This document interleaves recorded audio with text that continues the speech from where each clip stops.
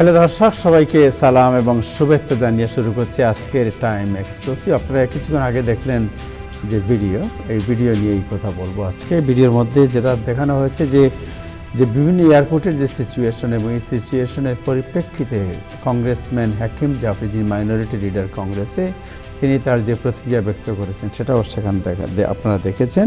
তাই সোমবার মানে আগামীকাল থেকে বিভিন্ন এয়ারপোর্টে আইস নিয়োগের মোতায়েনের ঘোষণা দেওয়া হয়েছে এবং যাত্রীদের মধ্যে উদ্বেগ এবং আতঙ্ক বিরাজ করছে যে আইস যদি এয়ারপোর্টে টিএসের জায়গায় সিকিউরিটিতে কাজ করে, তাহলে যারা বিভিন্নভাবে ইমিগ্রেন্ট বা অন্য কালারের লোক যারা, তাদের মধ্যে এক ধরনের ভীতি কাজ করছে যে তারা অতিরিক্ত চেকিংয়ের সম্মুখীন হতে পারেন। এবং এর প্রতিবাদে হাউস মাইনরিটি লিডার হাকিম জাফরি কর্তৃক প্রেসিডেন্ট ট্রাম্পের কড়া নিন্দা ও সমালোচনা করা হয়েছে। কালের গহ্বরে হারিয়ে যাচ্ছে মহামারী, কোভিডের অজানা অনেক কাহিনী। আপনারা কোভিডের কথা জানেন, যেটাকে বলা হচ্ছে মহামারীর সেই সময়, এবং করোনার 4 বিষয় যা অনেকেই জানেন না। এই 4টি বিষয় কি? এই বিষয়টি অর্থাৎ ফোর ট্রুথ, 4 সত্য যা অনেকেই জানেন না, এই বিষয়টি আজকে আমরা জানানোর চেষ্টা করব। ইরানের পর এবার কিউবার উপর চোখ পড়েছে প্রেসিডেন্ট ট্রাম্পের। কোন পথে যুক্তরাষ্ট্রের ইমেজ, এই বিষয়টি আজকে আলোচনা করব। ইরান যুদ্ধ থেকে পিছু হটার পথ খুঁজছেন ট্রাম্প, নিউ ইয়র্ক টাইমসের রিপোর্ট। ইসরায়েল ভেবেছিল বিদ্রোহের আগুনে জ্বলে উঠবে ইরান, পতন হবে খোমেনির শাসনের, কিন্তু তাদের ধারণা কেন ভুল প্রমাণিত হলো, এই বিষয়টি আজকে আলোচনা করব। যুক্তরাষ্ট্রের জ্বালানি তেলের বাজারে আগুন হু হু করে বাড়ছে জিনিসপত্রের দাম, এবং আরব আমিরাতে ইরানের পক্ষ নেয় বিপাকে শ্রমজীবী বাংলাদেশি কিছু মানুষ। দেশে ঈদের রাজনীতি ও আলোচনায় কুলাকুলি, এই হচ্ছে আজকের বিষয়। আজকে অতিথি যারা আছেন তাদের মধ্যে থাকবেন ডক্টর BM আতিকুজ্জামান, জনাব হাসান ফেরদৌস, ইব্রাহিম চৌধুরী খোকন, শাহ সুমন। শুরু করব দিনের আপডেট, নিউজ আপডেট জানাচ্ছেন সাংবাদিক আরিফুর রহমান। আপনাকে শুভেচ্ছা জানাচ্ছি। দেখতে চাই আপনার কাছে যে আজকে জানতে চাচ্ছি আপনার কাছে দিনের আপডেট। ধন্যবাদ আবু তাহের, আমাকে আয়োজনে রাখার জন্য। দর্শক, এই মুহূর্তে যারা টাইম এক্সক্লুসিভ অনুষ্ঠানটি দেখছেন, আমার এই জায়গায় নাজমুল আহসান সবসময় আপনাদেরকে প্রতিদিনে আপডেট দেন। শারীরিক অসুস্থতার কারণে উনি এখনও চিকিৎসাধীন, তবে খুব শীঘ্রই আপনাদের মাঝে ফিরে আসবে। আমরা সবাই তার জন্য দোয়া করি। আমি আজকে শুরুতে যে বিষয়গুলো সামনে আনবো, তার মধ্যে সবচেয়ে যে বড় বিষয়টি আলোচনা এসেছে যে যুক্তরাষ্ট্রের বিভিন্ন বিমানবন্দরগুলোতে TSA কর্মীদের বেতনহীনতার জন্য নিউ ইয়র্কের আকাশপথে স্থবিরতা দেখা দিয়েছে। তো যুক্তরাষ্ট্রের সরকারি শাটডাউন দীর্ঘায়িত হওয়ায় বেতনহীন TSA কর্মীদের কাজে অনুপস্থিত থাকার বিষয়টি এখন খুব স্বাভাবিকভাবে সামনে আসতেছে, এবং JFK এয়ারপোর্ট, লাগোডিয়া, নিউ ইয়র্ক বিমানবন্দরের শত শত ফ্লাইট বাতিল এবং ঘন্টার পর ঘন্টা লাইনে অপেক্ষা করছেন যাত্রীরা, এবং ভীষণ দুর্ভোগে পড়ার খবরও আমরা পেয়েছি। লাগোডিয়ায় যেমন নিরাপত্তা চেকপয়েন্টে লাইন পার্কিং পর্যন্ত বিস্তৃত হয়েছে, একদম দেখা গেছে যে অনেক দূর পর্যন্ত চলে গেছে, এবং কর্তৃপক্ষ মেগাফোন দিয়েও যাত্রীদের নিয়ন্ত্রণ করতে চেষ্টাও করতে আমরা খবর পেয়েছি। এই মুহূর্তে আরেকটি খবর দেওয়ার চেষ্টা করব আপনাদের, যে এই মুহূর্তে ট্রাম্পের নির্দেশনা কি এমন পরিস্থিতির জন্য। বিষয়টি অনেকটাই হতাশাজনক অনেকের কাছেই। তো এই নিয়ে অনেকগুলো প্রতিবেদনও হয়েছে। তো বিমানবন্দরে মোতায়েন হচ্ছে আইস। প্রেসিডেন্ট ট্রাম্প ঘোষণা করেছেন যে বেতনহীন TSA কর্মীদের সহায়তায় আগামীকাল থেকে দেশের প্রধান বিমানবন্দরগুলোতে অভিবাসন সংস্থা আইসের কর্মকর্তারা মোতায়েন করা হবে। তারা এক্স-রে মেশিন না চালিয়ে প্রবেশপথের নিরাপত্তা ও আইডি চেকিংয়ের দায়িত্ব পালন করবেন, যাতে TSA কর্মীরা স্ক্রিনিংয়ের মনোযোগ দিতে পারেন, এমনটি খবরও বিভিন্ন গণমাধ্যমে এসেছে। ব্রুকলিনে একটি খবর আপনাদেরকে দেওয়ার চেষ্টা করব। ব্রুকলিনের ছুরিকাঘাতে বৃদ্ধা এক নারীর প্রাণহানির ঘটনার খবর আমরা পেয়েছি।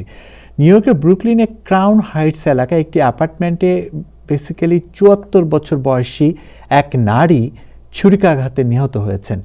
ঘটনায় আরেক ৭২ বছর বয়সী নারী তখন আহত হয়েছেন বলে আমরা জানতে পেরেছি এবং পুলিশ জানিয়েছে তারা একজন ব্যক্তিকে আটক করেছে এই ঘটনায় এবং ঘটনার কারণ তদন্ত করছে তারা। আরেকটি খবর দেওয়ার চেষ্টা করব, ইরানকে ৪৮ ঘন্টার আলটিমেটাম, ট্রাম্পের মধ্যপ্রাচ্যের উত্তেজনা চরমে পৌঁছেছে। এই ধরনের একটা আলটিমেটামের কারণে মধ্যপ্রাচ্যের উত্তেজনা চরমে পৌঁছেছে, এরকম একটা খবর এসেছে এবং প্রেসিডেন্ট ট্রাম্প ইরানকে ৪৮ ঘন্টা আলটিমেটাম দিয়ে বলেছেন যদি তেহরান হরমুজ প্রণালী পুরোপুরি খুলে না দেয় তবে ইরানে বিদ্যুৎ কেন্দ্র বড় ধরনের হামলা চালানো হবে এবং হরমুজ প্রণালী বিশ্বের তেল সরবরাহের একটি গুরুত্বপূর্ণ পথ, যার কারণে খবরটি বেশ আন্তর্জাতিক গণমাধ্যমে এসেছে এবং এই বিষয়টি নিয়ে বিশ্লেষকরা মনে করছেন যে এটা নিঃসন্দেহে অনেক বেশি সামনে পথ চলা বা সামনে যুদ্ধ পরিস্থিতির জন্য ক্ষতিকারক একটি ইঙ্গিত। আরেকটি খবর দেওয়ার চেষ্টা করব যে ইরানের ক্ষেপণাস্ত্র হামলা, ইসরায়েলে জখম ২০০। ইরান গতরাতে ইসরায়েলের দিকে বেশ কয়েকটি ব্যালিস্টিক ক্ষেপণাস্ত্র নিক্ষেপ করেছে। তেল আবিব ও দিমনা শহরে এসব ক্ষেপণাস্ত্র আঘাত হানলে প্রায় ২০০ জন আহত হয়েছেন বলে আমরা জানতে পেরেছি এবং ইসরায়েল আকাশপথে রক্ষা ব্যবস্থার কার্যকারিতা নিয়েও প্রশ্ন উঠেছে। ইরান ইসরায়েল যুদ্ধ এখন ৪র্থ সপ্তাহেও পদার্পণ করেছে, এরকম একটি খবরও বিভিন্ন গণমাধ্যমে চলে এসেছে। এখন হরমুজ প্রণালী নিয়ে একটি খবর আমাদের কাছে এসেছে, যেটা অনেক গণমাধ্যমে শিরোনাম হয়েছে যে হরমুজ প্রণালী বন্ধে যুক্তরাষ্ট্রের তেলের দাম বেড়েছে প্রায় $1। ইরান ইসরায়েল যুদ্ধ এবং হরমুজ প্রণালী বন্ধ থাকায় বৈশ্বিক তেলের বাজারে চরম অস্থিরতা তৈরি হয়েছে। যুক্তরাষ্ট্রের পেট্রোলের দাম জানুয়ারি থেকে প্রতি গ্যালনে প্রায় $1 বেড়েছে। বিমান জ্বালানি তেলের দামও আকাশ ছোঁয়া, যা এয়ারলাইন শিল্পে তীব্র সংকট তৈরি করেছে। আইস সংস্কার নিয়ে কংগ্রেসে অচল অবস্থা, শাটডাউন অব্যাহত। হাউস ডেমোক্রেটিক লিডার হাকিম জেফ্রিজের নেতৃত্বে ডেমোক্রেটরা অভিবাসন সংস্থা আইসকে সংস্কার না করা পর্যন্ত হোমল্যান্ড সিকিউরিটি বিভাগের বাজেট পাশ করতে রাজি নন। সম্প্রতি মিনিয়াপলিসে আইস এজেন্টের গুলিতে মার্কিন নাগরিক নিহত হওয়ার ঘটনায় এই দাবি আরও জোরালো হয়েছে, ফলে সরকারি শাটডাউন দীর্ঘায়িত হচ্ছে বলে অনেক গণমাধ্যমে এসেছে। টিএসএ কর্মীদের বেতন দিতে আগ্রহী ইলন মাস্ক, এরকম একটি খবর আমরা বিভিন্ন গণমাধ্যমে দেখেছি এবং টেসলা ও স্পেস এক্সের প্রধান ইলন মাস্ক অপ্রত্যাশিত প্রস্তাব দিয়ে বলেছেন সরকার অনুমতি দিলে তিনি বেতনহীন টিএসএ কর্মীদের বেতনের ব্যবস্থা করতে পারেন। যদিও আইনগত জটিলতার কারণে এটি সম্ভব কিনা তা নিয়েও প্রশ্ন উঠেছে। আমি আরেকটি খবর দেওয়ার চেষ্টা করব, নিউ ইয়র্কের অভিবাসন আদালতে শত শত মামলা স্থগিত। সরকারি শাটডাউনে ও কর্মী সংকটের কারণে নিউ ইয়র্কের অভিবাসন আদালতে শত শত মামলার শুনানি স্থগিত রয়েছে। অভিবাসন আইনজীবীরা বলছেন এতে আশ্রয়প্রার্থী অভিবাসীদের ভোগান্তি আরও বাড়বে এবং মামলা নিষ্পত্তি বছরের পর বছর লেগে যাবে। পরিবহন সচিবের একটি সতর্কবার্তার খবর আমরা পেয়েছি যে বিমানবন্দরের পরিস্থিতি আরও হবে। যুক্তরাষ্ট্র পরিবহন সচিব শন ডাফি সতর্ক করে বলেছেন টিএসএ কর্মীরা যদি এই সপ্তাহের মধ্যে বেতন না পান তবে আরও অনেকে পদত্যাগ করতে পারেন। তিনি আশঙ্কা প্রকাশ করেছেন যে আগামী দিনে বিমানবন্দরগুলোর পরিস্থিতি আরও ভয়াবহ আকার ধারণ করতে পারে। হরমুজ প্রণালী নিয়ে আরেকটি খবর আছে যে হরমুজ প্রণালী পুনরুদ্ধারে যুক্তরাষ্ট্রের নেতৃত্বে বহুজাতিক জোট প্রশান্তীয় মহাসাগরীয় ইউরোপীয় দেশগুলোর সঙ্গে যুক্তরাষ্ট্র হরমুজ প্রণালীর নিরাপত্তা নিশ্চিতে একটি বহুজাতিক জোট গঠন করতে পারে। বাহরাইন এই জোটে যোগ দেবার প্রথম আঞ্চলিক দেশ হিসেবে ইঙ্গিত দিয়েছে। সক্রিয় সামরিক অভিযান শেষ হলে এই জোট পরিচালনা শুরু হতে পারে। সিনেটে ডিএইচএস সেক্রেটারি নিয়োগের তৎপরতা, টিএসএ সংকট নিরসনে সিনেট বিরল রবিবারে অধিবেশন ডেকে হোমল্যান্ড সিকিউরিটি বিভাগের নতুন সেক্রেটারি নিয়োগের প্রক্রিয়া দ্রুত করার চেষ্টা করেছে। রিপাবলিকান সিনেটর মার্ক ওয়েন মুলিনের নাম এগিয়ে রয়েছে এই সংবাদে আমরা দেখেছি। প্রশাসন মনে করছে স্থিতিশীল নেতৃত্ব এলে সংকট এড়ানো অনেকটাই সম্ভব হবে। মেমফিসে অপরাধ নিয়ন্ত্রণে সাফল্যের দাবি ট্রাম্প প্রেসিডেন্টের। মেমফিস সফরে গিয়ে সেফ টাস্ক ফোর্সের সাফল্যের কথা তুলে ধরার খবরও আমরা পেয়েছি। ফেডারেল এই টাস্ক ফোর্স গত সেপ্টেম্বরে এই পর্যন্ত ৭,২০০-এর বেশি অপরাধীকে গ্রেপ্তার করেছে এবং প্রায় ১,২০০ অবৈধ আগ্নেয়াস্ত্র উদ্ধার করেছে বলে দাবি করেছেন তিনি। নিউ ইয়র্কে আইএস মোতায়েনের প্রতিবাদে বিক্ষোভ। বিমানবন্দরে আইএস মোতায়েনের সিদ্ধান্তের প্রতিবাদে নিউ ইয়র্কের ম্যানহাটন ও কুইন্স এলাকায় বিক্ষোভের খবর আমরা পড়েছি এবং এই ঘটনাকে কেন্দ্র করে একটি সমাবেশ অনুষ্ঠিত হয়েছে। তো বিক্ষোভকারীরা মূলত বলছেন যে অভিবাসন সংস্থাকে বিমানবন্দরের নিরাপত্তার দায়িত্ব দেওয়া মোটেও যৌক্তিক নয় এবং যাত্রীদের মধ্যে ভীতি সৃষ্টি করবে এবং এটি অভিবাসীদের অধিকারের পরিপন্থী বলে অনেকেই মনে করছেন। আরেকটি খবর দেওয়ার চেষ্টা করব, জেএফকে বিমানবন্দরে হাজারো যাত্রী আটকা পড়েছেন এবং টিএসএ কর্মী সংকট এবং কয়েকটি ফ্লাইট বাতিলের খবরে এখন উত্তেজনা চলছে বলে আমরা খবর পেয়েছি।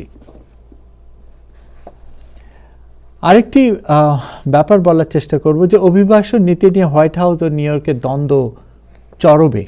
প্রেসিডেন্ট ট্রাম্পের অভিবাসন নীতি নিয়ে নিউ ইয়র্কের মেয়র ও গভর্নরের সঙ্গে হোয়াইট হাউসের দ্বন্দ্ব চরমে উঠেছে, এরকম কয়েকটি খবর বিভিন্ন গণমাধ্যমে এসেছে এবং নিউ ইয়র্ক প্রশাসন বলছে ফেডারেল সরকারের কঠোর অভিবাসন নীতির ফলে শহরটির উপর অযাচিত চাপ সৃষ্টি হচ্ছে। অন্যদিকে হোয়াইট হাউস নিউ ইয়র্কে অভিবাসন আইন মানতে নির্দেশ দিয়েছে। আরেকটি খবর বলার চেষ্টা করব যে গালফ অ্যালাইডরা হরমুজ প্রণালী পুনরুদ্ধারে সম্মত সংযুক্ত আরব আমিরাত এবং সৌদি আরবের মতো আরব উপসাগরীয় দেশগুলো হরমুজ প্রণালী পুনরুদ্ধারে যুক্তরাষ্ট্রের উদ্যোগকে সমর্থন জানিয়েছে। দেশগুলো সম্মত হয়েছে যে সক্রিয় যুদ্ধ পরিস্থিতি শেষ হলে তারা জোটের অংশ হয়ে প্রণালীর নিরাপত্তা ও নৌ পরিবহন স্বাভাবিক করতে কাজ করবে। তো এই ছিল আমার কাছে নিউজ আপডেট।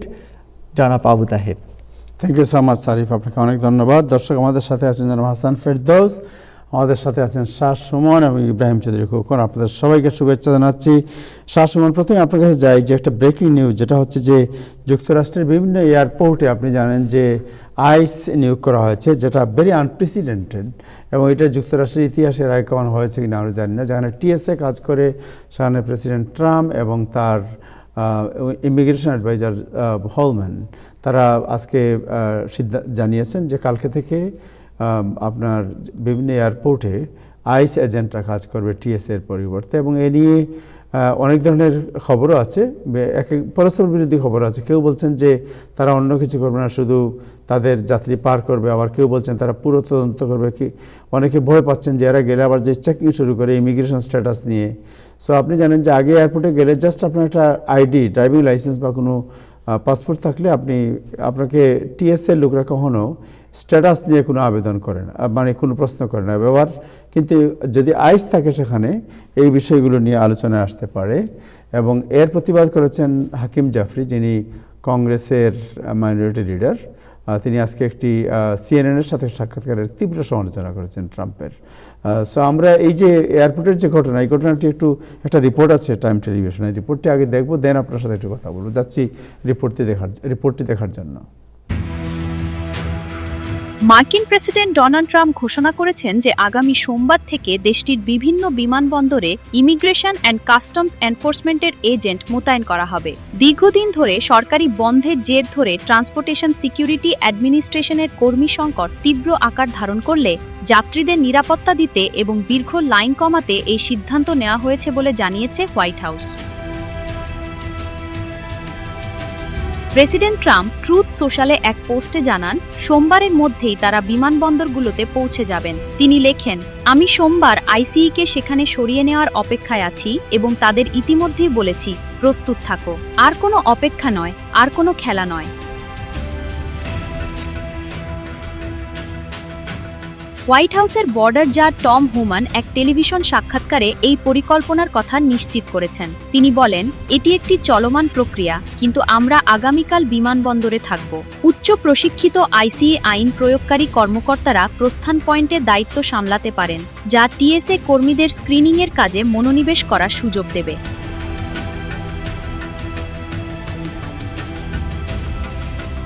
গত 14 ফেব্রুয়ারি থেকে হোমল্যান্ড সিকিউরিটি বিভাগের তহবিল বন্ধ হয়ে যাওয়ার পর থেকে টিএসএ কর্মীরা বিনা বেতনে কাজ করছেন।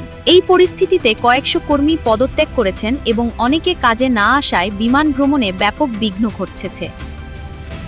ট্রান্সপোর্টেশন সেক্রেটারি শন ডাফি সতর্ক করে দিয়েছেন যে আগামী সপ্তাহে পরিস্থিতি আরও খারাপ হতে পারে, কারণ শুক্রবারের মধ্যে আরও কর্মী চলে যেতে পারেন। এই ঘোষণার মধ্যেই নিউ ইয়র্ক সিটির বিমানবন্দরগুলোর চিত্র বেশ উদ্বেগজনক। যাত্রীরা সামাজিক মাধ্যমে দীর্ঘ লাইনের ছবি ও ভিডিও পোস্ট করে চরম দুর্ভোগের কথা জানাচ্ছেন। নিউ ইয়র্কের জেএফকে ও লাগার্ডিয়ার মতো বিমানবন্দরগুলোতে টিএসএ কর্মীর অভাবে নিরাপত্তা জোনে ঘণ্টার পর ঘণ্টা অপেক্ষা করতে হচ্ছে যাত্রীদের, যা সিকিউরিটি লাইন হেল নামে পরিচিতি পেয়েছে। আইসিই এজেন্টদের মোতায়েনের এই সিদ্ধান্ত বাস্তবায়ন নিয়ে যদিও এখনও কিছু জটিলতা রয়েছে। সিয়াটল টাকোমা আন্তর্জাতিক বিমানবন্দর কর্তৃপক্ষ জানিয়েছে তারা ফেডারেল অংশীদারদের সঙ্গে যোগাযোগ রেখে পরিস্থিতি পর্যবেক্ষণ করছে। তবে এজেন্টরা কেবল নিরাপত্তা লাইনের চাপ কমাতে সহায়তা করবেন নাকি অভিবাসন তল্লাশি চালাবেন সে বিষয়ে এখনও স্পষ্ট ধারণা পাওয়া যায়নি। প্রেসিডেন্ট ট্রাম্প ইতিমধ্যেই ইঙ্গিত দিয়েছেন যে তারা অবৈধ অভিবাসীদের তাৎক্ষণিক গ্রেপ্তারের ওপরও জোর দেবেন। এদিকে কংগ্রেসের ডিএইচএস-এর তহবিল নিয়ে অচলাবস্থা কাটেনি। ডেমোক্র্যাট ও রিপাবলিকানদের মধ্যে আলোচনা চললেও টিএসএ কর্মীরা এখন পর্যন্ত 170 দিনের মধ্যে প্রায় অর্ধেক সময় বিনা বেতনে কাজ করেছেন। ইউনাইটেড এয়ারলাইন্স, আমেরিকান এয়ারলাইন্সের মতো বড় বিমান সংস্থাগুলো যৌথভাবে কংগ্রেসের কাছে এই সংকটের দ্রুত সমাধানের আহ্বান জানিয়েছে। Desk report, time television. Thank you so much for this report. Suman, আপনার কাছে যাই যে আপনি শুনেছেন সিকিউরিটি লাইন হেল শব্দ দিয়েছেন যাত্রী তারা, এবং কালকে সকাল থেকে আমি জানি না কী সিচুয়েশন হবে এয়ারপোর্টে, বিকজ আপনি জানেন যে এয়ারপোর্টে অনেকেই এমনিতেই এয়ারপোর্টের সিকিউরিটি একটা ভয় আছে, 3 ঘন্টা লাইনে থাকতে হয়। এর মধ্যে আবার আইসকে নিয়োগ করা হয়েছে। এটা অনেকটা মনে হচ্ছে যে ওই যে বলে যে কম্বল কি করতে, যে আপনার কি একটা প্রবাদ আছে, আমার ঠিক মনে আসছে না এখন। So this is the situation. What is the latest কি আছে এর মধ্যে আবার? জি, ধন্যবাদ আপনাকে এবং সম্মানিত আলোচকবৃন্দ এবং দর্শকদের টাইম এক্সক্লুসিভের পক্ষ থেকে আমি সবাইকে শুভেচ্ছা জানাচ্ছি। তো আমি যেটা বলতে চাই আর কি, যে গতকালকে আমরা তো জানি যে আমরা জানিয়েছিলাম যে প্রেসিডেন্ট ডোনাল্ড ট্রাম্প ঘোষণা দিয়েছেন ওনার ট্রুথ সোশ্যালে যে সোমবারের মধ্যে যদি ডিএইচএস এর ফান্ডিং ছাড় নিয়ে যদি কোনো সমঝোতা না হয়, তাহলে সোমবার থেকে বিভিন্ন বিমানবন্দরে উনি আইস এজেন্ট মোতায়েন করবেন। তো এর একদিন পরে প্রেসিডেন্ট ট্রাম্প নিজের ট্রুথ সোশ্যালে আবারও ঘোষণা দিয়েছেন এবং সাথে সাথে ওনার যে বর্ডার জার, হোয়াইট হাউসের ট্রাম্প প্রশাসনের বর্ডার জার টম হুমেন, যেটা সিএনএন এক সাক্ষাৎকারে বিষয়টি নিশ্চিত করেছেন যে ওনারা চূড়ান্ত করেছেন যে আইস এজেন্ট বিভিন্ন বিমানবন্দরে নিয়োগ দিবেন। এবং সেক্ষেত্রে আসলে এখানে একটু জিনিস কানেকশন আছে, যে সব বিমানবন্দর না, যেসব বিমানবন্দর বিশেষ করে খুব বেশি দীর্ঘ লাইন অপেক্ষা সময়, টিএসএ কর্মী সংকট আছে বেশি, বন্দরে আসলে মূলত আপনার কর্মী আইস এজেন্টদের নিয়োগ দেওয়া হবে এবং তারা সেটা রবিবারে চূড়ান্ত করেছেন। ইতিমধ্যে তারা বিশেষ করে ট্রাম্প প্রশাসনের বিভিন্ন দপ্তর এবং আপনার পরিবহন সেক্টরের যে সেক্রেটারি শন ডাফি এবং টিএসএ প্রশাসক সহ সবাই মিলে তারা একটি পর্যালোচনামূলক বৈঠক করবেন। সেই বৈঠকে সিদ্ধান্ত নেবেন কোন কোন এয়ারপোর্টে কতজন আইস এজেন্ট নিয়োগ দিবেন। এবং টম হোমেন আবার এটাও দাবি করেছেন যে আসলে আইস সদস্য যাদেরকে নিয়োগ মোতায়েন করা হবে তারা মূলত স্ক্রিনিং এর কাজে, যাত্রীদের এবং লাগেজ স্ক্রিনিং এর কাজে থাকবেন না, তারা মূলত অ্যারাইভাল ডিপার্চার যাত্রীদের যে নিয়ন্ত্রণ করা সেই কাজটি করবেন। কিন্তু শন ডাফি আবার ভিন্ন একটি বক্তব্য দিয়েছেন, এটা নিয়ে একটা মিশ্র প্রতিক্রিয়া তৈরি হয়েছে।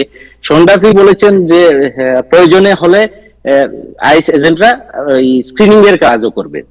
তো এইটা বলার পরে আসলে ভিন্ন মানে এক ধরনের মিশ্র প্রতিক্রিয়া, এক ধরনের উদ্বেগ তৈরি হয়েছে। আরেকটা বিষয় হচ্ছে একটি তথ্য বেরিয়েছে গতকালকে শনিবারে, যে রেকর্ড সংখ্যক টিএসএ কর্মী, বিভিন্ন এয়ারপোর্টে দায়িত্বরত টিএসএ কর্মী তারা মানে কর্মস্থলে অনুপস্থিত আছেন, অনেকে আবার চাকরি ছেড়ে দিয়েছেন। সেটা হচ্ছে এখন যুক্তরাষ্ট্রের বিভিন্ন বিমানবন্দরে টিএসএ এর যতজন কর্মী দায়িত্বরত আছেন তার প্রায় 11.51% কর্মী গত শনিবার গতকালকে অনুপস্থিত ছিলেন। এটা সংখ্যায় যদি আমি হিসাব করি প্রায় 3,250-এরও বেশি। আমরা গতকালকে বলেছিলাম 350, কিন্তু এখন যে তথ্য পেলাম সেটা হচ্ছে 3,250-এরও বেশি। এবং এই পরিসংখ্যান নিয়ে নিউজ করেছে সিবিএস নিউজ। এছাড়া আরেকটা বিষয় হচ্ছে যে আজকে সর্বশেষ নিউ ইয়র্কের লাগুডিয়া বিমানবন্দরে যে টিএসএ লাইনে অপেক্ষার যে সময়টা ছিল সেটা প্রায় সর্বোচ্চ 3 ঘন্টারও বেশি সময় বেড়েছে। যেটা আমরা গতকালকে বলেছি 20 থেকে 30 মিনিট নিউ ইয়র্কের জেএফকে লাগুডিয়াতে 20 থেকে 30 মিনিট সময় বিলম্ব হতো, সেটা কিন্তু আজকে লাগুডিয়া সর্বশেষ তথ্য অনুযায়ী প্রায় 3 ঘন্টারও বেশি সময় লাইনে দাঁড়িয়ে থাকতে হয়েছে প্রতি যাত্রীকে। এই হচ্ছে মূল ইয়াটা। আর আরেকটা বিষয় হচ্ছে হিউস্টনের উইলিয়াম পি হবি বিমানবন্দর, জর্জ বুশ বিমানবন্দর, নিউ অর্লিন্সের লুই আর্মস্ট্রং আন্তর্জাতিক বিমানবন্দর, আটলান্টার হার্টসফিল্ড জ্যাকসন আন্তর্জাতিক বিমানবন্দর এবং নিউ ইয়র্কের জন এফ কেনেডি আন্তর্জাতিক বিমানবন্দর, এসব বিমানবন্দরে টিএসএ কর্মী অনুপস্থিতির হার সর্বোচ্চ। এটা প্রায় 30 থেকে 47% আজকে দুপুর পর্যন্ত যে তথ্য পেয়েছি আমরা আর কি, যে এই হচ্ছে মানে সর্বশেষ অবস্থা। কিন্তু আইস এজেন্ট মোতায়েন যদি করা হয় সেক্ষেত্রে আসলে যে জিনিসটা হচ্ছে ট্রাম্প প্রশাসনের দুইজনই দুই রকম বক্তব্য দিয়েছেন। একজন বলছেন না, তারা স্ক্রিনিং এর কোনো কাজ করবেন না, তারা শুধু যাত্রীদের অ্যারাইভেল ডিপার্চারের লাইন নিয়ন্ত্রণে কাজ করবেন কিংবা অন্যান্য আইন শৃঙ্খলা বিষয়গুলো দেখবেন, আর মূলত স্ক্রিনিং এর কাজ করবেন হচ্ছে টিএসএ কর্মীরা। কিন্তু শন ডাফি যে বক্তব্য দিয়েছেন সেটা নিয়ে আসলে ওনার বক্তব্যের পরে আসলে এই বিষয় নিয়ে আরো উদ্বেগটা বেড়েছে। এই ছিল আমার কাছে সর্বশেষ। Thank you so much. এটা অনেকটা সিংহের সামনে আপনি ছাগল যদি পড়ে, তাজা ছাগল, তাহলে আপনি কি মনে করেন যে সে ছেড়ে দেবে? এটা তো আসলে ওইটা না। আর একটা জিনিস হচ্ছে যে এক্সিটের মধ্যে যেটা শুনেন সবচেয়ে মজা যে খবরটা হচ্ছে যে এক্সিট যেগুলো আছে এয়ারপোর্টে, এক্সিটের মধ্যে আইস এজেন্ট রাখা হবে। ওয়াই? বিকজ কেউ যদি বুলেট ঢুকে যায় আর যেমন ধরে তার পাসপোর্ট আছে, সে ইলিগাল, সে আনডকুমেন্টেড পাসপোর্ট আছে তার একটা, রাইট? এবং সে যখনই আইস দেবে দেখবে যে দৌড় মারে যাতে এক্সিট দিয়ে বেরোতে না পারে, এই জন্য এক্সিটের মধ্যে আবার আইস নিয়োগের সিদ্ধান্ত হয়েছে। So it's a very scary situation. It is not very মানে আমি জানি না ওনারা কি করতে চান, বাট হাকিম জাফরি কি বলেছেন আমাদের কাছে ভিডিওটি আসলে আগামীকালকে যদি না আসে, আগামীকালকে বাস্তব যে পরিস্থিতি সেটা না আসলে আসলে এই বিষয়টা কোন দিকে ঘোরাচ্ছে আমরা কেউ বলতে পারবো না। তবে ধারণা করা হচ্ছে এক ধরনের মানে কেওয়াস তৈরি হওয়ার সম্ভাবনা রয়েছে, যদিও আসলে আমরা আশা করি না এরকম কোনো কেওয়াস আসুক। নিরাপত্তা থাকুক, সবকিছু থাকুক, কিন্তু সবকিছু নিয়মের ভিতরেই যাতে থাকুক, কোনো মানুষ যাতে হয়রানি শিকার না। এয়ারপোর্টের মধ্যে তো অনেক লোক আছে ভাই, জানে না যে আইস বসে আছে এখানে, রাইট? তখন যদি সে অজান্তে গিয়ে ঢুকে এবং তার যদি কোনো ধরনের প্রবলেম থাকে, রাইট, সে দৌড় মারলেও এক্সিটের মধ্যে আবার আইস বসে আছে, তো কি করবে তখন? তখন তো এয়ারপোর্টে একটা মানে it will be chaos in airport. এইটা নিয়ে আজকে বিভিন্ন সংবাদপত্রে আলোচনা হচ্ছে। দেখি আমরা হাকিম জাফরি কি বলছেন আজকে, যদি ভিডিওটি আছে নাকি, যদি থাকে একটু আমরা দেখতে চাই। Well, good morning. Great to be with you. There are three things that have been true since Donald Trump and Republicans came back into power last January. Life is more expensive, life is more chaotic, and life is more extreme. The last thing that the American people need are for untrained ICE agents to be deployed at airports all across the country, potentially to brutalize or in some instances kill them. We've already seen how ICE conducts itself. These are untrained individuals when it comes to doing the current job that they have for the most part, let alone deploying them in close exposure and highly sensitive situations at airports across the country. Hasan ভাই, আপনার কাছ থেকে শুরু করি। So আপনি তো দেখলেন, এটা আপনার যদি অন্য সাবজেক্ট আপনার সাথে আলোচনা করবো, but it is very important subject as well. জননিরাপত্তা, মানুষের আপনার উদ্বেগ, একদিকে যুদ্ধ, অন্যদিকে এই ধরনের সিচুয়েশন, সব মিলিয়ে মনে হচ্ছে ভেরি কেওয়েটিক সিচুয়েশনের মধ্য দিয়ে পুরো কান্ট্রি যাচ্ছে। সো আপনি বক্তব্য শুনলেন, কি মনে হয় আপনার? আমার আগে কিন্তু খোকন অনেক অনেক আগে থেকে হাত তুলে আছে, লক্ষ্য করেননি বোধহয় আপনি। উনি বলুন, তারপর বলি আমি। বাট আমার কাছে মনে হচ্ছে খুব একঘেয়েমি গান শুনতে শুনতে আর আপনার। আচ্ছা জি আচ্ছা, একটা জিনিস আমরা ভুল করছি, যেটা কেন করছে, এর মূল লক্ষ্য হচ্ছে, আপনারা জানেন ডিএইচএস এ ফান্ডিং নিয়ে জি হোয়াইট হাউস এবং ডেমোক্রেটদের মধ্যে টানা হেঁচড়া চলছে। ডেমোক্রেটদের উপর চাপ সৃষ্টি করবার জন্যই কিন্তু আইস নিয়োগ করা হয়েছে। আইসকে কোনো পার্মানেন্ট অ্যারেঞ্জমেন্ট নয়, এটা মূলত এই বাজেট নেগোসিয়েশনে যাতে করে চাপ সৃষ্টি করা যায় ডেমোক্রেটদের উপরে, সেজন্যই করা হয়েছে। এটা হোয়াইট হাউসের অধিকারের মধ্যে পড়ে। রিপাবলিকানরা পূর্ণ সমর্থন দিচ্ছে, আমি মোটে বিস্মিত হইনি। এর ফলে প্যানিক তৈরি হবে, কোনো সন্দেহ নাই, উদ্বেগ তৈরি হবে, কোনো সন্দেহ নেই, কিন্তু this is also within the rights of the White House. Thank you. আজকে নিউ ইয়র্ক টাইমসের রিপোর্ট আপনি দেখেছেন যে কি বলেছে New York Times? New York Times, Rajid Abu Taher সাহেব, নিউ ইয়র্ক টাইমস ছাড়া কি আর কোনো পত্রিকা নাই নাকি? প্রত্যেকদিন এইটা। এনিওয়ে, আমি মূল প্রশ্নগুলো জানি যাই। প্রথম হলো যে আপনার বন্ধু মানুষ মনে হয় ওই হাকিম জাফরি সাহেব, তাকে ধন্যবাদ দিতে চাই।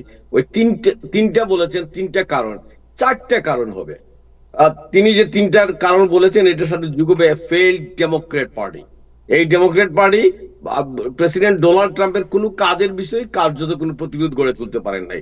এই আত্মসমালোচনাটা হাকিম জাফরি করলে ভালো হইতো।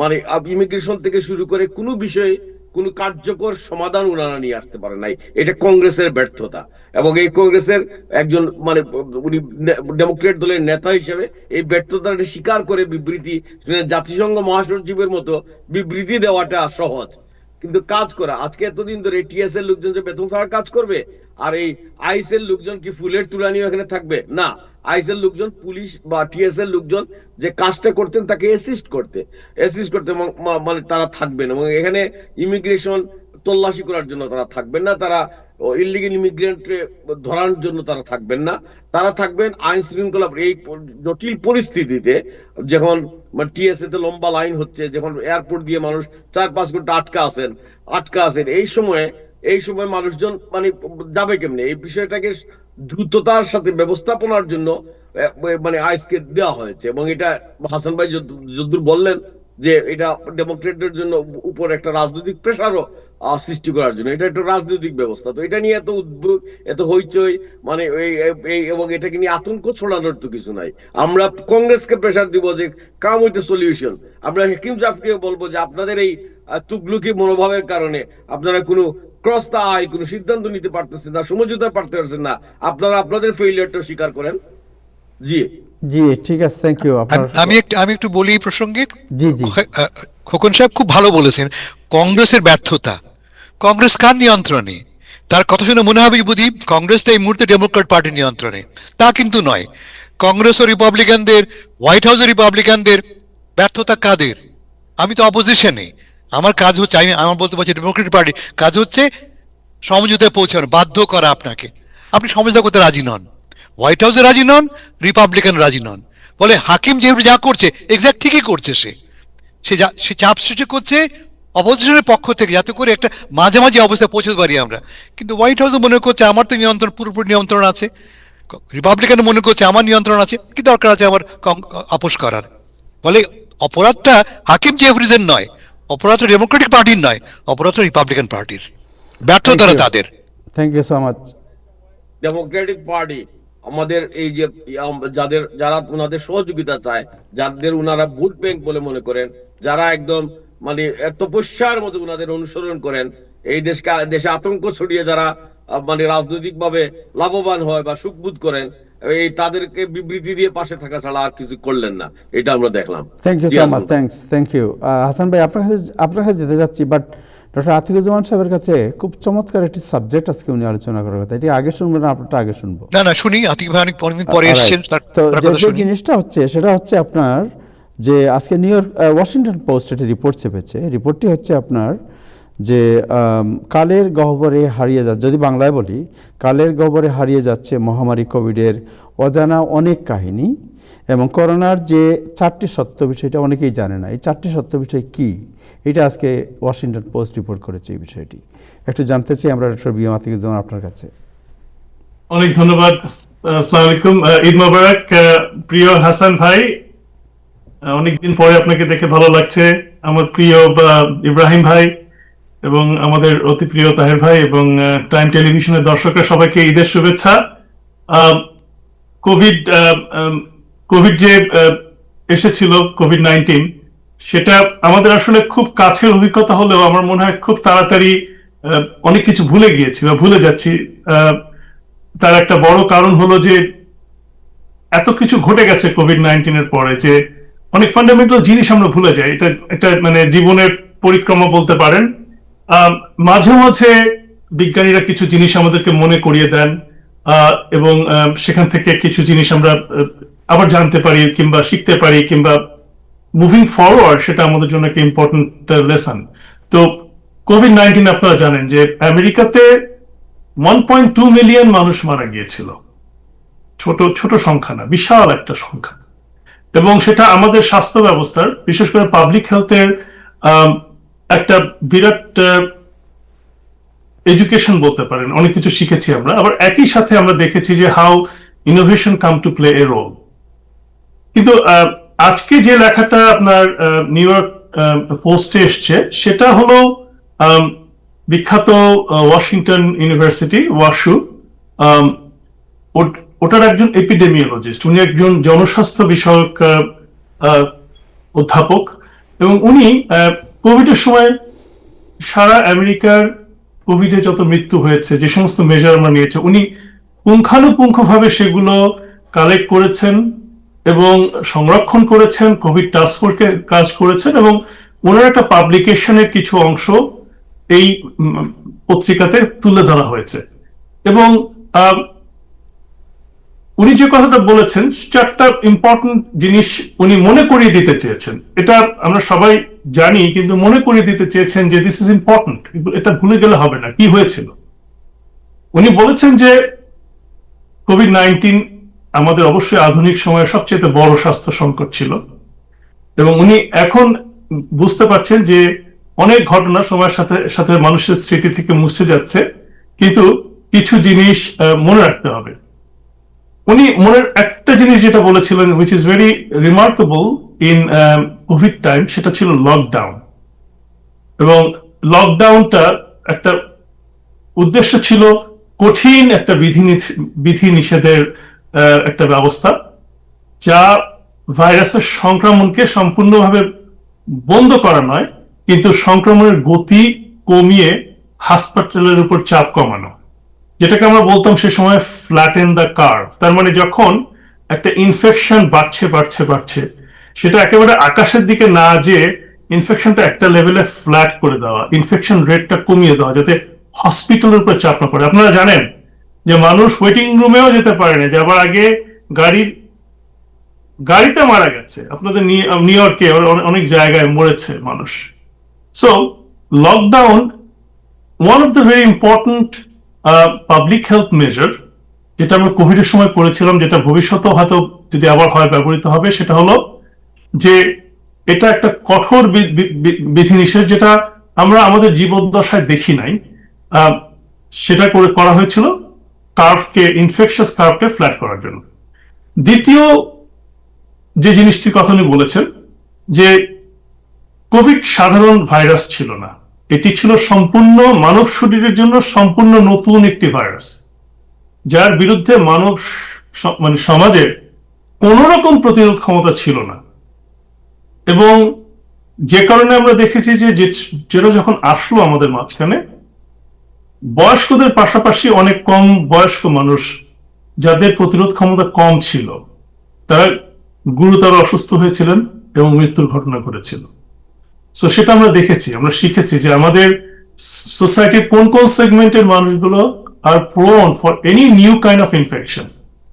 সো এটা একটা ইম্পর্টেন্ট লার্নিং ছিল আমাদের জন্য, যে একটা নতুন ভাইরাস যদি আসে, what can be the consequence of that, তখন কোন সেগমেন্টকে আমরা রক্ষা করার চেষ্টা করব ভবিষ্যতে। তৃতীয়ত, কোভিড যখন টিকা সেটা তো একটা রিমার্কেবল একটা আবিষ্কার। এবং এত অল্প সময়ে সে পুরনো একটা টেকনোলজি, ডিএনএ টেকনোলজিকে পুনরুজ্জীবিত করে, এমআরএনএ টেকনোলজিকে পুনরুজ্জীবিত করে এই ভাইরাসটার একটা ইফেক্টিভ ভ্যাকসিন তৈরি করা হলো। এবং যখন তৈরি করা হলো, প্রথমত বলা হয়েছিল যে এটি সংক্রমণ প্রতিরোধ করতে পারে, এবং শুরুতে এটি কিন্তু অত্যন্ত কার্যকর ছিল। কিন্তু আমরা দেখেছি এট দ্য সেম টাইম, যেহেতু একটা নতুন ভাইরাস, আমরা দীর্ঘ পরীক্ষা করতে পারি নাই, কিছু কিছু ভাইরাস আবার সিরিয়াস সাইড ইফেক্টও ছিল। এবং ভাইরাস যদিও প্রথম খুব কার্যকর ছিল, কিন্তু আমরা পরে কি দেখলাম যে এটা আসলে কার্যকারিতা হারাচ্ছে। এবং আমরা জানলাম যে ভ্যারিয়েন্ট, তাহের ভাই কিংবা হাসান ফেরদৌস ভাই বা ইব্রাহিম ভাই মনে আছে কিনা, আমরা বলতাম যে কোভিড-19 এর নতুন ভ্যারিয়েন্ট এসেছে। সো আমরা আরেকটা জিনিস শিখেছিলাম যে ভাইরাস ভ্যারিয়েন্ট হতে পারে, এবং ভাইরাস ভ্যারিয়েন্ট যদি হয়, কনভেনশনাল কোভিড ভ্যাকসিন দিয়ে এই আক্রমণ পুরোপুরি করা সম্ভব না। সো আমরা যতই চালাক হই না কেন, একই সাথে ভাইরাসও চালাক হওয়া শুরু করে।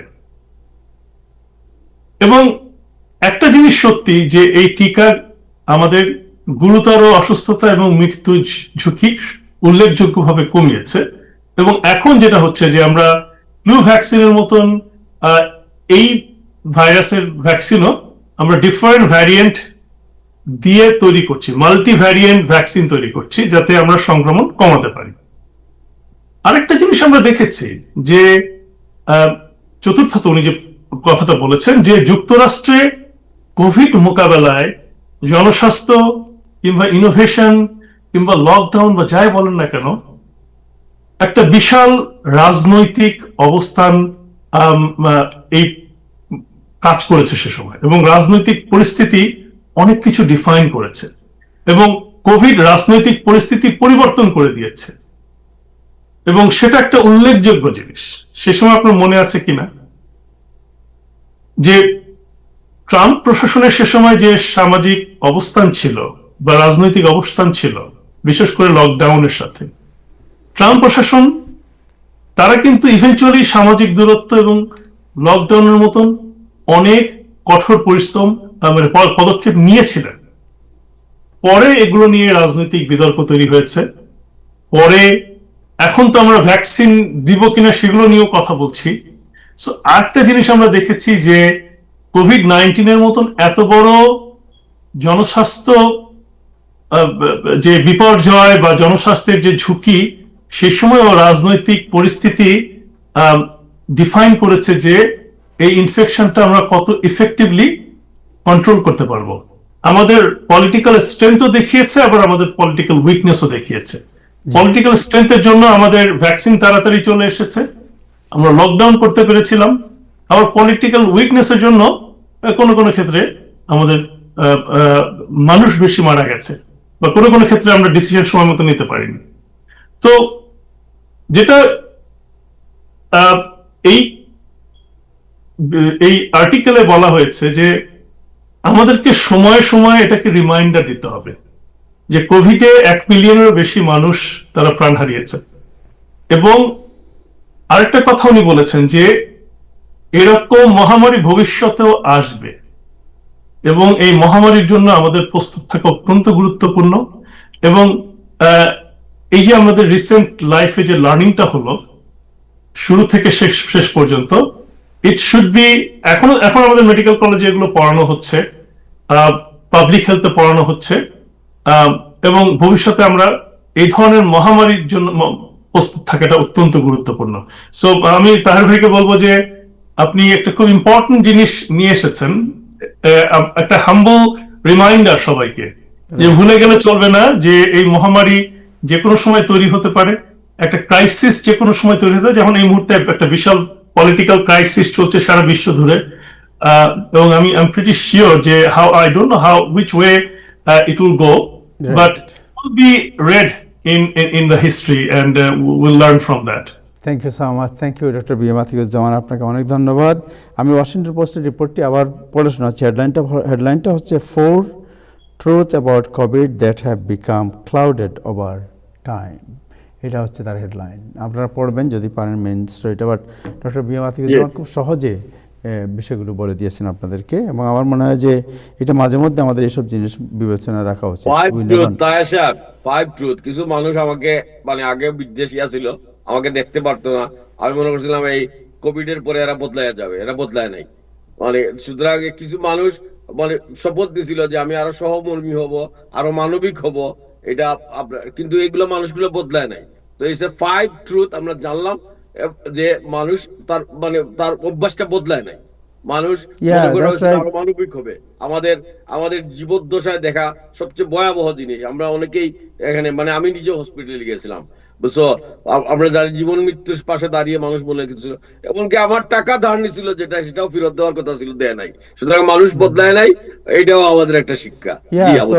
মানুষ বদলায় নাই। আমরা আশা করেছিলাম যে আমাদের যারা রাষ্ট্র পরিচালনায় প্রস্তাব করা হয়েছিল, ওই সময় বলা হয়েছিল একটা একটা মানে লেভেল প্লেইং ফিল্ড কথা বলার সুযোগ পাওয়া যাবে। এটা কতদূর হয়েছে এটা আমি অভিযোগ করতে চাই না, এটা নিয়েও আমার একটা নোট থাকলো। আমাদের রাষ্ট্র পরিচালনায় সম্পৃক্ত যারা রাষ্ট্র পরিচালনা, তারা আমরা মনে করি they will be more humble, including যারা নিজেরা এফেক্টেড হয়ে, আপনার অনেক ধরনের আপনার নিজেরা এফেক্টেড ছিল, হাসপাতালে ছিল, আমরা মনে করেছিলাম তারা মোর হাম্বল হবে, কিন্তু তারা হাম্বল হওয়ার পরিবর্তে দে আর মোর অ্যাগ্রেসিভ। তারা দেশ দখল করতেছে, দেশ দখলের হুমকি দিচ্ছে, মানুষকে সারা পৃথিবীর মানুষের মধ্যে যে শান্তি ছিল শান্তিকেই শেষ করে দিয়েছে। যাই হাসান ভাই আপনার কাছে যে এই প্রসঙ্গেই বলি, কিউবাতে কী হয়েছে? এখন কিউবা দখল করতে চান ট্রাম্প, কারণ কি? ওনার মানে হঠাৎ করে ইরান বাদ দেন, কিউবার উপর চোখ পড়লো কেন? ধন্যবাদ তাহের। মজা কি জানেন, ইরানের ঘটনায় কিন্তু কিউবাকে বাঁচিয়ে দিচ্ছে। এতদিনে কিউবায় থাবা বসাতাম আমরা ভেবেছিলাম খুব দ্রুত সহজেই আমরা ইরান দখল করে নেব, খুব সহজেই। আজকে খুব ইন্টারেস্টিং রিপোর্ট আছে ওয়াশিংটন পোস্ট, নিউ ইয়র্ক টাইমসে। আমি আগেও কথা বলেছি, আমাদের ভাবনা ছিল যে 2 দিন 4 দিন, বড়জোর 1 সপ্তাহ লাগবে, আমরা আক্রমণ করব, থাবা বসাবো, দেশ জুড়ে অভ্যুত্থান ঘটবে, এই সরকারের পতন হবে, আমাদের পছন্দের সরকার ক্ষমতা বসবে। ঠিক যেভাবে আমরা ভেনেজুয়েলায় করেছি, লোক পাঠিয়েছি, এক্সাক্ট কটার সময় মাদুরো ভাত খান, ভাত খেয়ে দাঁত মাজেন, দাঁত মেজে ঘরে ঘুমোতে যান, সব জেনে তাকে খপ করে ধরে নিয়ে এসেছি।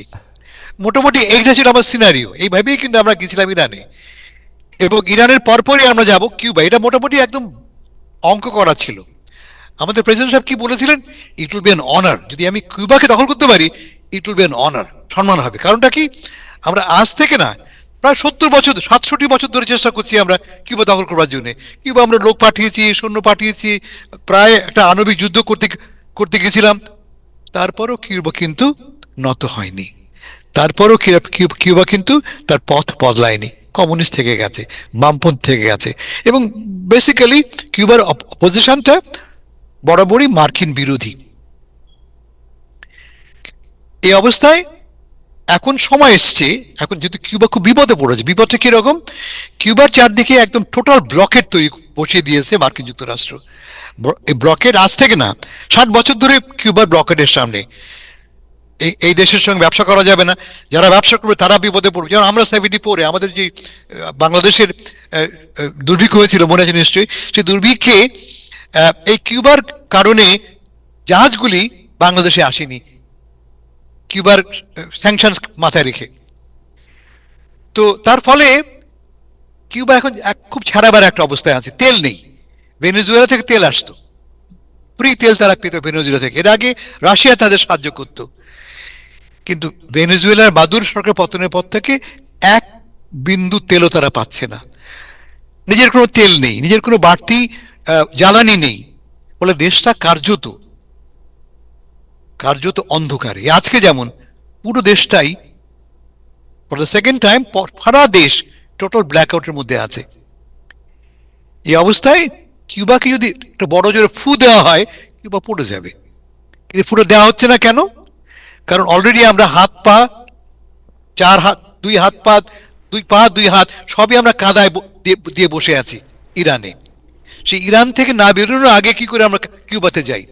মাথা রাখবেন যে কিউবার পেছনে সবচেয়ে বড় শক্তি হচ্ছে আমাদের পররাষ্ট্রমন্ত্রী মার্কো রুবিও। মার্কো রুবিও একজন কিউবান ইমিগ্রেন্ট, কিউবা থেকে আসা তিনি একজন মানুষ, এবং তার লক্ষ্যই হচ্ছে বরাবরই কিউবাকে কমিউনিস্ট নিয়ন্ত্রণ থেকে তুলে নিয়ে আসা। মাথা রাখতে হবে যে কিউবা কিন্তু একটা তো রিপ্রেসিভ রেজিম। কিউবাতে মুখ খুলে কথা বলা যায় না, কিউবাতে আপনি স্বাধীনভাবে নির্বাচন করতে পারবেন না, ভোট দিতে পারবেন না, ফলে খুবই রিপ্রেসিভ একটা কমিউনিস্ট রেজিম। যেমন ইরানেও খুবই রিপ্রেসিভ রেজিম, কিন্তু কিউবাও তো কিউবা, ইরানও ইরান। এখানে আমরা বাইরে থেকে সিদ্ধান্ত চাপিয়ে দেবো, এটা তো কোনো নৈতিকতার মধ্যে পড়ে না, আইনের মধ্যে পড়ে না। বাট এনিওয়ে, এই দুর্বল অবস্থায় পড়েছে কিউবা। এখন কিউবা কি করবে? কিউবা এখন ইঙ্গিত দিচ্ছে যে ঠিক আছে, আমরা কথা বলতে আগ্রহী, কথা বলা শুরুও কিন্তু হয়েছে। মার্কিন যুক্তরাষ্ট্র শর্ত দিয়েছে যে যে প্রেসিডেন্ট যিনি আছেন, কিউবার প্রেসিডেন্ট, তার নাম হচ্ছে মিগেল দিয়াজ কানেল, তাকে সরে যেতে হবে। আমরা আরো কি জানি যে ইতিমধ্যে ফিদেল কাস্ট্রোর দুই নাতি, ফিদেল কাস্ট্রো যিনি কিউবার অন্যতম প্রতিষ্ঠাতা, প্রথম নেতা, তার দুই নাতি ইতিমধ্যে আমেরিকার সঙ্গে সংলাপ শুরু করেছে। এবং ভাবে সাবে মনে হচ্ছে যে মার্কিন যুক্তরাষ্ট্র অনেক বেশি এই নাতিদেরকে অনেক বেশি অ্যাকসেপ্টেবল মনে করছে দেন পুরনো কাস্ট্রো এবং কাস্ট্রোর বড় ছোট ভাই, যিনি এখনো ক্ষমতায় নেই কিন্তু কেন্দ্রের মধ্যে আছেন। আমরা আরো কি দেখতে পাচ্ছি যে ভ্যাটিকান ইনভলভ হয়েছে নেগোসিয়েশনসে, ভ্যাটিকান মধ্যস্থতা করছে, এবং ভ্যাটিকানের কারণে ইতিমধ্যে 51 জন রাজনৈতিক পলিটিক্যাল প্রিজনারকে মুক্তি দেওয়া হয়েছে। এসবই কিন্তু কিউবা চাপের মুখে পড়ে করছে এবং অনেকটা বাধ্য হয়ে করছে।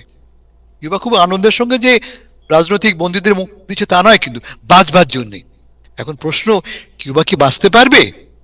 আমার ধারণা কেউ বাঁচতে পারবে না। কিউবার বাঁচার কোনো সুযোগই নেই।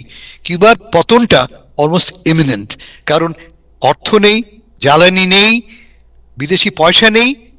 কিউবা বেঁচে আছে মূলত প্রায় যে কয়েক লক্ষ কিউবান বিদেশে থাকে মূলত মায়ামি, তাদের কাছ থেকে পাঠানো অর্থ, তাদের কাছ থেকে পাঠানো ওষুধ এবং খাদ্য দিয়ে তারা বেঁচে আছে। ফলে কিউবার পতনটা almost is matter of time only. Thank you so much. So আজকে আরেকটা what is the latest of the Iran? আজকে এই যে আপনি একটু আগে বললেন যে Israel thought it could spur rebellion inside Iran, that hasn't happened.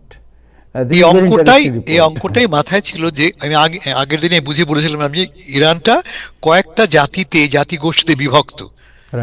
Purse 60% পারস্যবাসী, purse তাদেরকে বলা হয়, আজেরি প্রায় 30 মিলিয়ন লোক আজেরি, বালুচ, কুর্দি, আরব, বিভিন্ন জাতিগোষ্ঠী, এবং এদের সঙ্গে রাজনৈতিক সংঘর্ষ কিন্তু আজকের নয়, পুরনো সংঘর্ষ। যদি কোনোভাবে এদেরকে চাঙ্গা করা যায় এবং সরকারের বিরুদ্ধে লাগিয়ে দেওয়া যায়, সরকার তো দুর্বল, সরকারের বিরুদ্ধে সকল ইনস্টিটিউশন ভেঙে পড়েছে, সামরিক নিরাপত্তা বাহিনী ছাড়া ইরানের অন্য কোনো প্রতিষ্ঠানই কিন্তু কাজ করছে না। এই অবস্থায় যদি এদেরকে একটু উস্কে দেয়া যায়, তাহলে কি হবে? লাগবে গৃহযুদ্ধ। এই গৃহযুদ্ধ লাগা মানেই হচ্ছে যে বাইরে থেকে তা ক্ষমতার কেন্দ্রে কাউকে বসানো যেতে পারে। আপনারা জানেন রেজা পাহলেভিকে নাম করা হয়েছিল, তাকে বসানো হোক, কিন্তু পাহলেভির কোনো সমর্থন দেশের মধ্যে নাই, পাহলেভির কোনো রিয়েল সাপোর্টটা নাই, একটা বিকল্প হিসেবে ভাবা হচ্ছিল, কিন্তু Pahlavi is not a political figure যেটা তাকে ওয়েলকাম করবে। এই অঙ্কটা মাথায় রেখে কিন্তু ইসরায়েল প্রভোক করেছিল প্রেসিডেন্ট ট্রাম্পকে, আসো হামলা করি, 2 দিন 4 দিন, বড় জোর 1 সপ্তাহ। দেখা যাচ্ছে উল্টো ঘটনার দুটো কারণ। প্রথম কারণ হচ্ছে যে কোনো সময় যুদ্ধ বাঁধলে কিন্তু দেশের মানুষ কি করে? এক হয়, পতাকার নিচে এক হয়। যত রকম বিভক্ত থাকুক না কেন, আমার দেশ তো আক্রান্ত, মানুষ তো মরছে, কার হাতে? আমেরিকার হাতে, আর আমার পুরনো শত্রু ইসরায়েলের হাতে। ইসরায়েল এখনো কিন্তু মধ্যপ্রাচ্যে সবার চোখে 1 নম্বর শত্রু। আমি দেখেছি গত সপ্তাহে সৌদি আরবের জনমত জরিপ হয়েছে, 99% লোক মনে করে ইসরায়েল আমাদের 1 নম্বর শত্রু। সেই ইসরায়েলকে আমরা ওয়েলকাম করবো ইরানে? আমার মনে হয় না। ইরানবাসীর এই মুহূর্তে এটা গ্রহণ করবে। যুদ্ধ থেমে গেলেই কিন্তু এই বিক্ষোভটা চাঙ্গা হয়ে উঠবে, এটা একটা দিক। দ্বিতীয় দিক হচ্ছে যে প্রেসিডেন্ট ট্রাম্প, আমি আগে বলেছি, ভেবেছিলেন যে খুব দ্রুত তিনি প্রবলেমটা সলভ করতে পারবেন। তিনি ভাবেননি যে এই অঙ্কটা তার মাথায় ছিল না যে হরমুজ প্রণালী বন্ধ করে দেবে ইরান।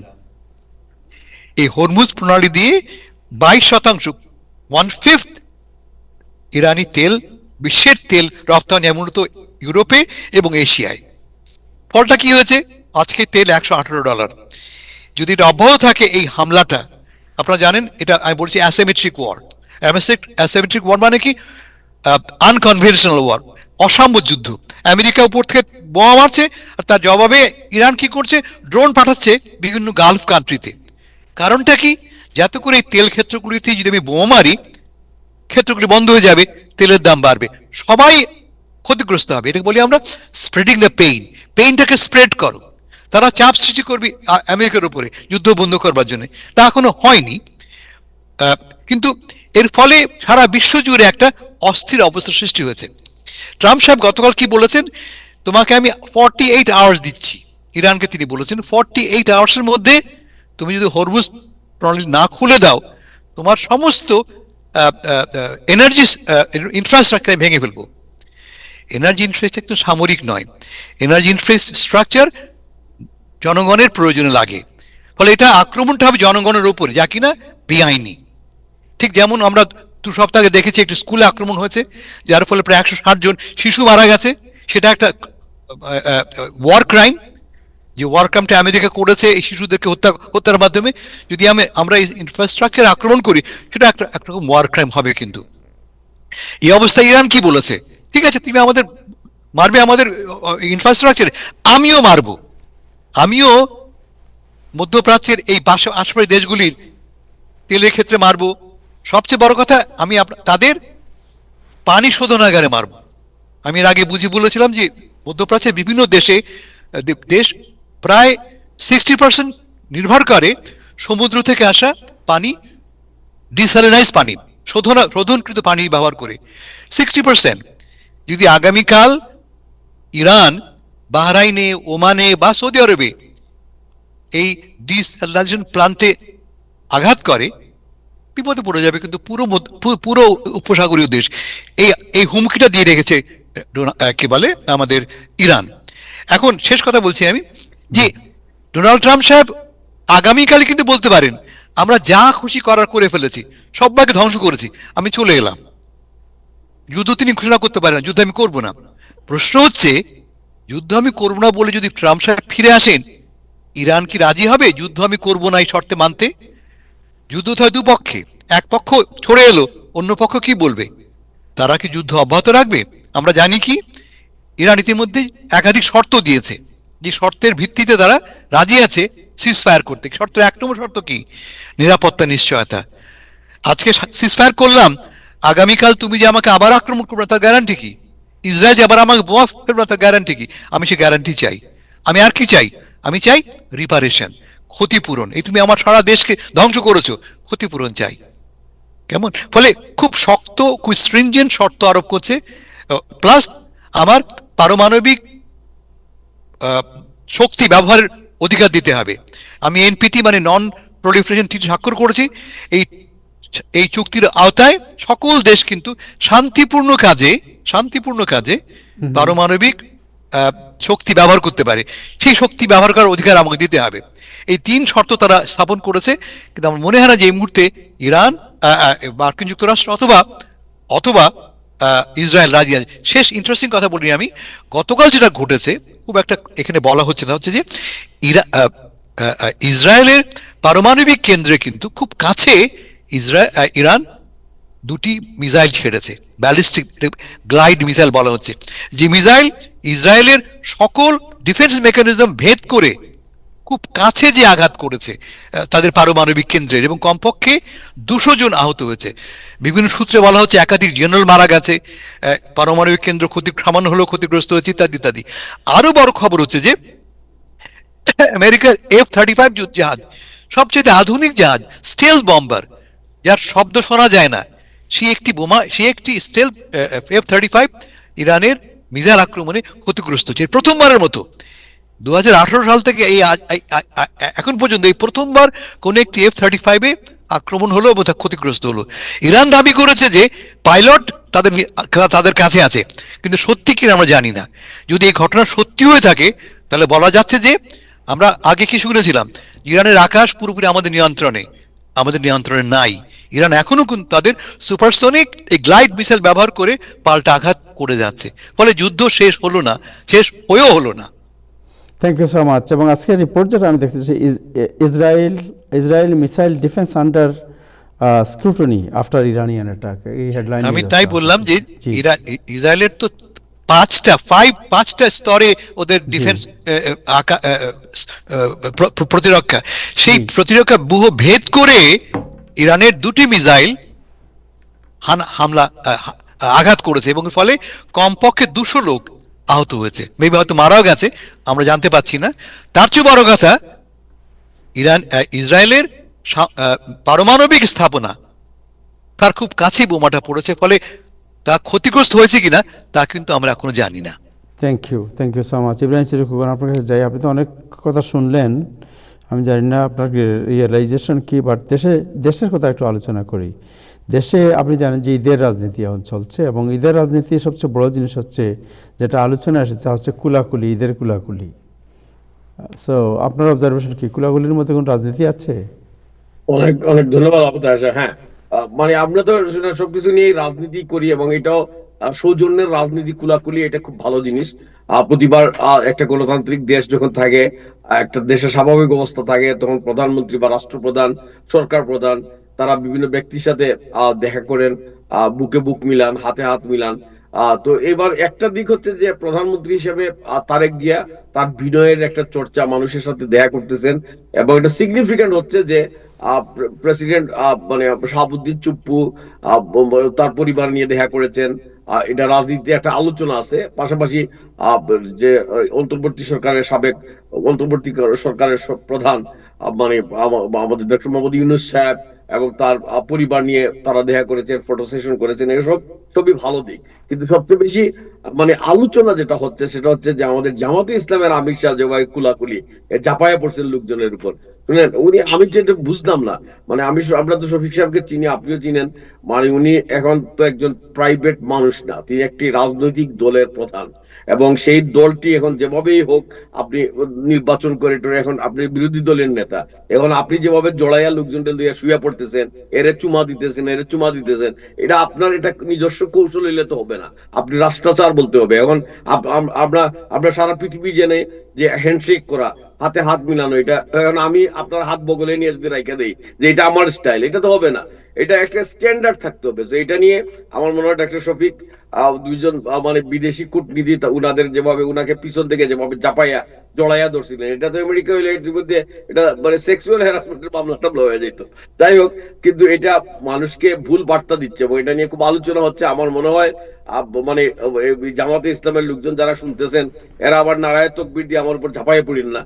মানে এটা একটা আত্মসমালোচনা, যে মানে লিডার যখন হবেন আপনি দেশকে রিপ্রেজেন্ট করেন। এখন জামাতের রাজনীতি ভালো খারাপ এটা নিয়ে আমরা দেশের মধ্যে কথা বলবো, ডক্টর শফিক সাহেবের রাজনীতি নিয়ে তার বিরুদ্ধেও কথা বলবো, কিন্তু আপনি যখন মানে বিদেশে রিপ্রেজেন্ট করবেন, আন্তর্জাতিক প্ল্যাটফর্মে জাতীয়ভাবে রিপ্রেজেন্ট করবেন, আপনার আচার আচরণ এগুলার একটা স্ট্যান্ডার্ড ইতিমধ্যে আছে, আমরা সেটা মেনে চলবো। এই বিষয়টা নিয়ে খুবই আলোচনা হচ্ছে। আর আরেকটা আলোচনা হচ্ছে যে মানে মানে তারেক জিয়া, আমাদের তারেক রহমান প্রধানমন্ত্রী, তিনি খুব ভালো স্টেজ করতেছেন। শুনেন, রাজনীতিটা যতটা বিশ্বাসের চর্চার, এটা আবার পারফরমেন্স, এটা আপনি কতটা কুদাল কাঁধে নিয়ে পারফর্ম করতে পারলেন, এটাও কাজ করে। মানে আমরা দেখলাম যে এরশাদ সাহেবের সময় এরশাদ সাহেব স্বপ্ন দেখতেন বিভিন্ন জায়গায় গিয়ে, এবং সেখানে নামাজ পড়তেন। তো এইগুলো পারফরমেন্স, এগুলো নট নেসেসারি সবসময় খারাপ, সাধারণ মানুষ এগুলো ভালো নেই। আমরা যদি দেখি যে আমাদের প্রধানমন্ত্রীর পারফরমেন্সটা খুব ভালো হচ্ছে, তিনি বিনয়ের সাথে, এমনকি আনিস আলমগীর আমাদের বন্ধু সাংবাদিক, যাকে গ্রেফতার করে রাখা হলো, তাকে মানে ফোন করে তিনি অভিনন্দন জানিয়েছেন, দেখা করেছেন। যে এই সে বিনয়ের চর্চা, এটা যদি শুনেন, এটা যদি একটু মেকিও হয়, তাহলে এই চর্চাগুলো ইনফ্লুয়েন্স পড়ে হাজার হাজার লক্ষ লক্ষ মানুষের উপর। আমরা এই চর্চাটা অব্যাহত থাকবো। আমরা গালাগালিতে অভ্যস্ত হয়ে গেছি, কিছুদিন গোলাগুলিও করি, কিন্তু এই গোলাগুলিটা যেন আবার মানে একদম জড়াজড়ি করার মানে পর্যায়ে না পড়ে, এইটাই আমাদের প্রত্যাশা থাকবে। জি, thank you so much. Hasan ভাই, এনি কমেন্ট বাংলাদেশের সাম্প্রতিক পলিটিক্স নিয়ে? আমার মনে হয় না যে এটা খুব একটা মানে ডেপথ কিছু আছে এর মধ্যে। আমার কাছে মনে হচ্ছে যে জাস্ট কোয়াইট পলিটিক্স বাংলাদেশে চলছে এখন, এর মধ্যে আমি কোনো মানে উত্তেজনা দেখতে পাচ্ছি না। আতিক ভাই, এনি আদার কমেন্ট? না, আমার কোনো কমেন্ট নাই। ভালো থাকবেন আপনারা। আশা করি এখন যে সংকটে আমাদের বিশ্বে যে সংকট পড়েছে, এটা আমি জানি না খুব শিগগিরই সমাধান হবে কিনা। আশা করি এর সমাধান হবে। আমি এই ব্যাপারে আপনাদের কাছ থেকে শুনলাম, জানলাম, শিখলাম, বাংলাদেশের ব্যাপারেও জানলাম। এসব থ্যাংক আমি ইউ সো মাচ। গভীর মনোযোগের সাথে দেখি। অনেক ধন্যবাদ। থ্যাংক ইউ, আপনাকে অনেক ধন্যবাদ। থ্যাংক ইউ হাসান ভাই, আপনাকে অনেক ধন্যবাদ সময় দেওয়ার জন্য। Thank you Ibrahim Chowdhury Khokon and thank you doctor BM Atiquzzaman. দর্শক, আজকে এ পর্যন্তই। আগামীকাল আবার দেখা হবে। সবাই ভালো থাকবেন। খোদা হাফিজ।